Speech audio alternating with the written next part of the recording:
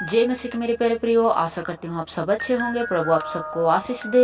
मेरे प्रियो, 12 चेलों के पाप क्या थे हम वचन के द्वारा जानते हैं। मार्कुस 4 उसका 13। फिर उसने उससे कहा, क्या तुम यो दृष्टांत नहीं समझते, तो फिर और सब दृष्टांतों को कैसे समझोगे। मेरे प्रियो, यहाँ चेलों के पास समझ की कमी है। वे लोग प्रभु यीशु मसीह के साथ रहते थे, चलते थे, लेकिन उनको समझ की कमी थी। वो थोड़ा कम समझते थे।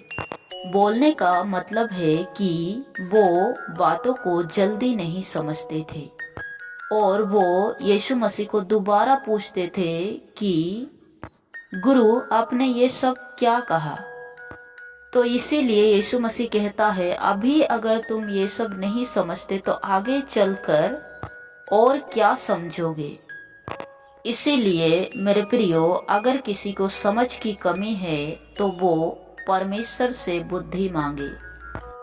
आगे हम देखते हैं मार्कुस 4 उसका 40। और उसने कहा, तुम क्यों डरते हो, क्या तुम्हें अब तक विश्वास नहीं। मेरे प्रियो, इस वचन में हम देखते हैं कि चेलों को विश्वास की कमी है।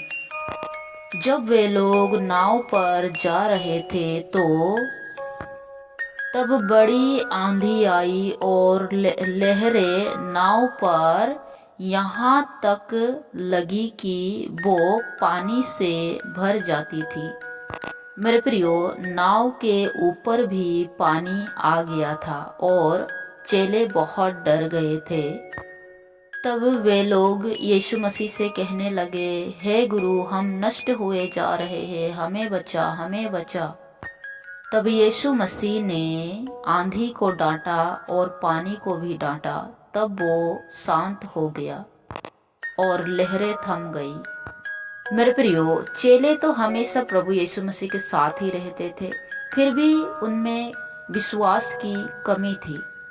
क्या आपके साथ भी ऐसा होता है कि आप बाइबल तो पढ़ते हैं, लेकिन जब मुसीबत आती है तब आपका विश्वास गिर जाता है और आप विश्वास में खड़े नहीं रहते, आप विश्वास में बने नहीं रहते, या फिर विश्वास में कमजोर हो जाते हैं। मार्कुस 6 उसका 52। वे उन रोटियों के विषय में ना समझे थे क्योंकि उनके मन कठोर हो गए थे। मेरे प्रियो, यहाँ हम चेलों के जीवन में कमजोर हृदय को देखते हैं। इससे पहले जब वे लोग यीशु मसीह के साथ थे तो 5 और 2 मछलियों के साथ 5,000 लोगों को उन्होंने खाना खिलाया। उसके बाद भी वे लोग भूल गए कि हम किसके साथ हैं, या फिर किसने उन्हें इतनी सारी रोटियां दी, या फिर 5 रोटियां और 2 मछलियां कैसे इतने सारे लोगों के लिए हो गई। जब यीशु मसीह झील पर चलकर आ रहा था तब वे लोग डर गए कि वे भूत है। मेरे प्रियो, जब यीशु मसीह ने 5,000 लोगों को खाना खिलाया तभी चेलों को समझ जाना चाहिए था कि वो आश्चर्य कर्म करने वाला यहोवा परमेश्वर का बेटा है, तो वो कुछ भी कर सकता है।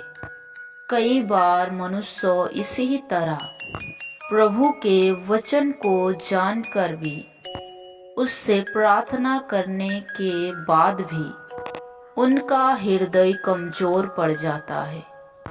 मेरे प्रियो, इसका सिर्फ एक ही कारण है कि आप दूसरों पर निर्भर ना रहे, खुद से भी प्रार्थना किया करें। 12 चेले भी वही सोचते थे कि गुरु हमारे साथ है तो हमें क्या होगा, और कई बार वे लोग प्रार्थना नहीं करते थे, इसीलिए उन लोगों के जीवन में समझ की कमी, कम विश्वास, कमजोर हृदय, ये सारी बातें दिखाई देती थी। लेकिन यीशु मसीह जैसे ही स्वर्ग चला गया, उसके बाद उन लोगों के जीवन में बदलाव आया। तब उन्होंने समझा कि नहीं, अब हमें प्रार्थना करना चाहिए। प्रभु अब सबको आशीष दे। सबको जय मसीह की।